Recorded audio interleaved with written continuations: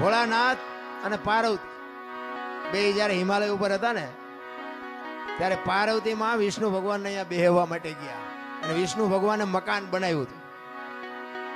એટલે લક્ષ્મીજી બધું બતાવવા માંડ્યા, જો આ મેં મકાન બનાવ્યું, અહીંયા અમારે જમવાનું, ના અહીંયા અમારે રહેવાનું, ના હુવાનું, ના રસોડું, ના ફલાણું, ના ફલાણું. બૈરાનો સ્વભાવ હોય, ઘરમાં કંઈક વસ્તુ લાવે આજુબાજુ બૈરા ભેગા થઈને બધું દેખાડે. એટલે પાર્વતીને કહે છે કે મેં આ બધું બનાવ્યું અને તમારે દીકરા મોટા થયા કે મકાન બકાન કઈ કરવા નથી. એ કે આ તો અમને હાય વિરુદ્ધ નહીં હતા. પાર્વતી ઘરે આવીને ભોળાનાથને કહે છે કે પ્રભુ મકાન આપણે નથી કરવું, આ છોકરા મોટા થઈ ગયા.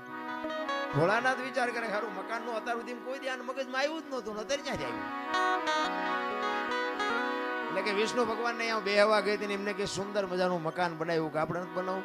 એટલે કે એ વાત સાચી તમારી, પણ કે આપણી પાસે પૈસા નથી. હું તમને ભભૂતિ આપું, ભભૂતિ લઈને જાઓ વિષ્ણુ ભગવાન ભાઈ એના બરોબર હોનું લઈ આવ્યો અને હોનું વેચીને આપણે મકાન કરીએ, કારણ કે આપણી પાસે પૈસા છે નહીં. ભોળાનાથને ખીસું જ નહોતું, પૈસા ક્યાંથી રાખવા જ.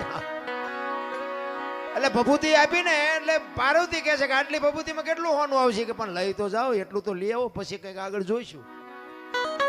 એ ભભૂતિ લઈ અને પાર્વતીમાં ગયા છે અને ત્યાં જઈ અને પછી કીધું કે આના બરોબર અમને હોનું આપો.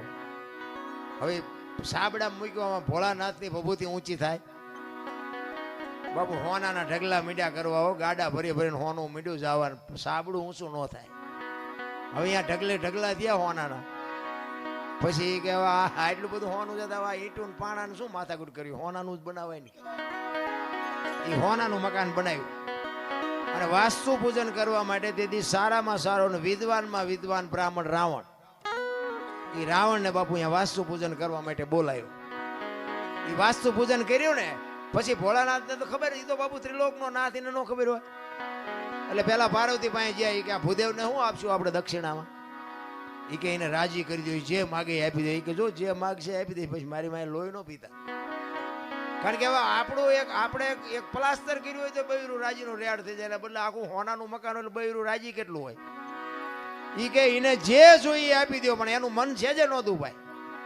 એ કે વાંધો નહીં. અહીંયા ગયા, રાવણ ને કીધું ભૂદેવ બોલો હું આપું. એ કે જે આપવું એ આપો ને. કે ના તમે માગો એ આજ આપવું છે. એ કે આવું મારે એક મકાન જોયું છે. ભોળાનાથ કે તથાસ્તુ. પાર્વતી પાસે આવ્યા. એ કે હાલો કે ચિંપા કે મહણિયામાં. એ કે કા, એ કે આ ભોળા મેં બામણ ને આપી દીધું દક્ષિણામાં. એ કે હું કામ આપ્યું. એ કે કકડાટ ન કરશો, તમને પેલા પૂછીને ગયો તો કે માગે એ આપી દઈશ. અને